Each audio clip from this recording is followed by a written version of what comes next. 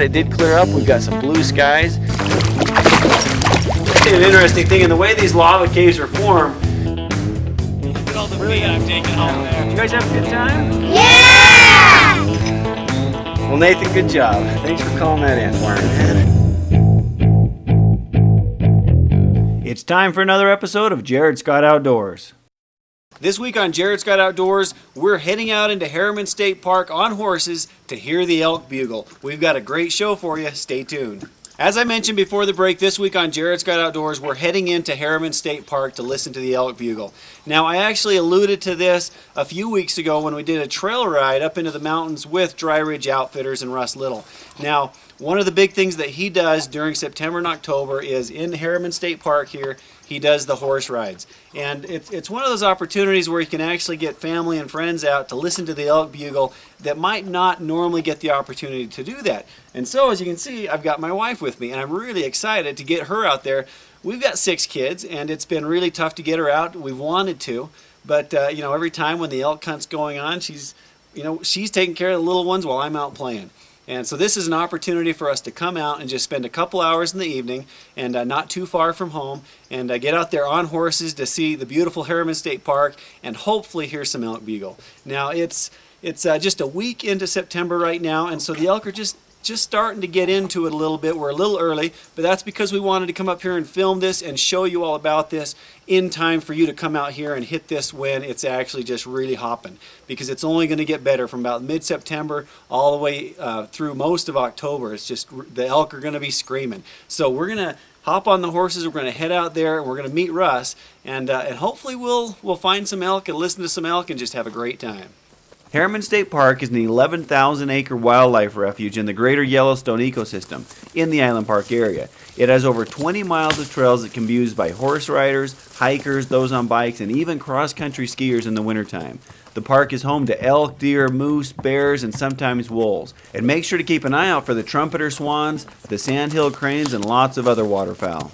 The park used to be a private cattle ranch until 1977, but now is the perfect place to come spend a day enjoying the incredible abundance of wildlife, fishing the Henry's Fork, or just enjoying the incredible scenic views. There are even yurts and cabins that can be rented for those wanting to stay the nights in the park itself. Let's take a second and chat with Russ to find out what you should expect if you come out here. First of all, how long are these trips and what should they expect?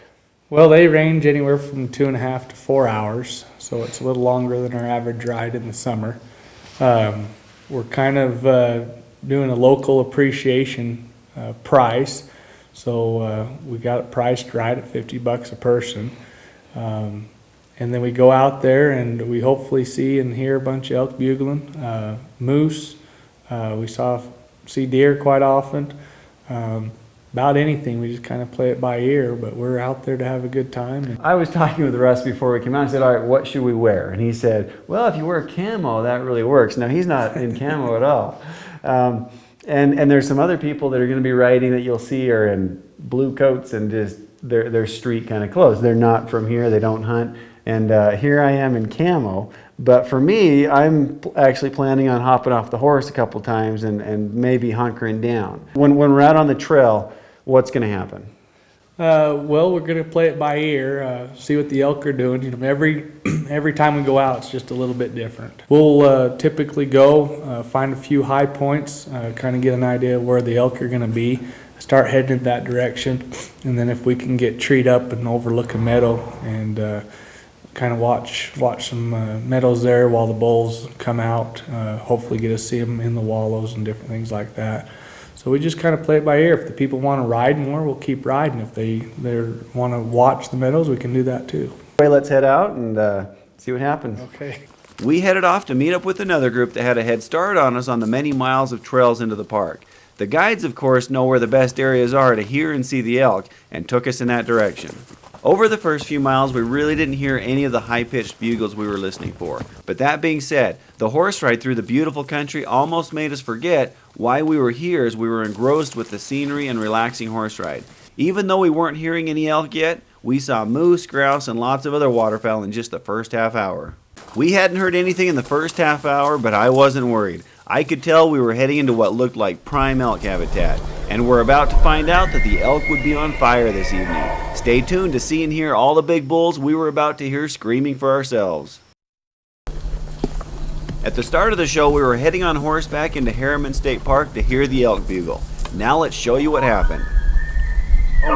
As soon as we made it to the planned high point, we could hear a bull screaming just below us. A few cows were already in sight within the trees, but we tried to scoot around the bull to get to a better vantage point. The bull was obviously tucked into the trees, and so in an effort to get some good bugling audio for you, my wife and I with the wrangler named Lewis tied off our horses while the rest of the group chose to stay on their horses to check out another location. After leaving our horses with Lewis, my wife and I slipped in to get closer to the bull, and he just continued on bugling. Of course, I brought my elk calls with me, and a few well-timed cow calls only helped to encourage the bull to keep his bugling going.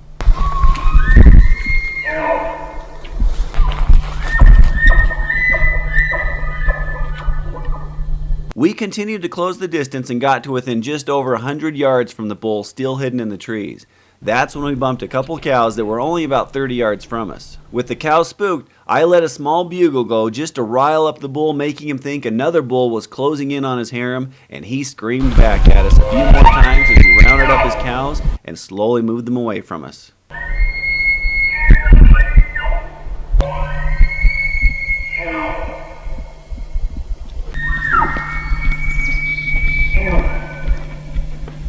We hurried back to the horses where a couple other bulls were screaming their lungs off as well. Sneaking around along the edge of the clearings and in the trees, we were able to listen to several other elk as they continued to scream challenges at each other as they tried to woo the cows in their favor.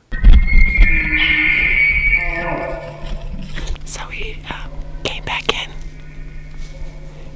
in, and every time Jared bugles at him, they've just got to bugle back. It's awesome. I've never been out and to hear something like that, so it's really kind of cool.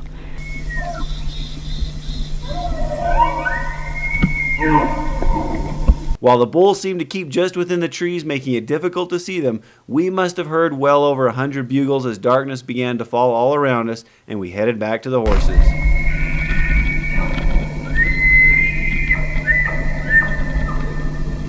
The next morning, Russ took the camera along so you can see what can be seen in a typical morning when the elk are so actively rutting. He saw well over 60 elk, with many of them being big bulls as they wallowed and vied for the attention of the cows. So you can see what it's all about. Let me just show you some of his footage from that morning.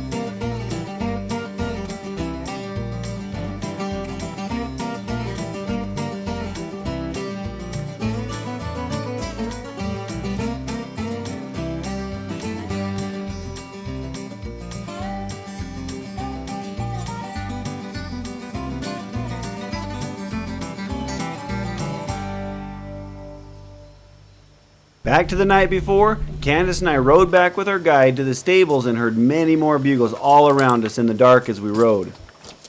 Riding in the dark back to the ranch was awesome. Stars shining, elk still bugling in the dark on the horse, just quiet, peaceful, just a nice, enjoyable ride. Even that part was worth coming out for. An awesome experience. Everything I've ever heard of elk has been from Jared on the computer or his show, so it was really awesome to see it in person. $50. That's what Russ mentioned. It costs kind of an appreciation of the locals here. Can you imagine bringing your family out, your kids out for $50 a piece? For my wife, that was just a thrill for me to let her hear those, and $50 is a screaming deal. So if you're interested, man, I highly recommend it. So Russ, how do they get a hold of you?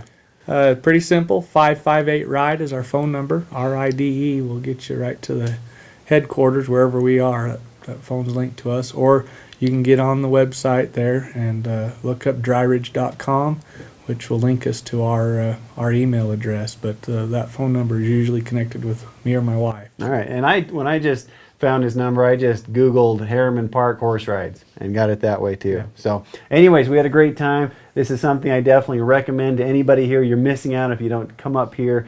Middle of September through October is going to be the prime time. So get out here and come out and do this with Russ. You'll have a great time. Now stay tuned, because coming up next, we've got that Explorer Camp Chef stove we're going to give away. Now don't forget, if you happen to harvest an animal in the Island Park area, Russ at Dry Ridge Outfitters can pack you out in a hurry, making a hard job much easier.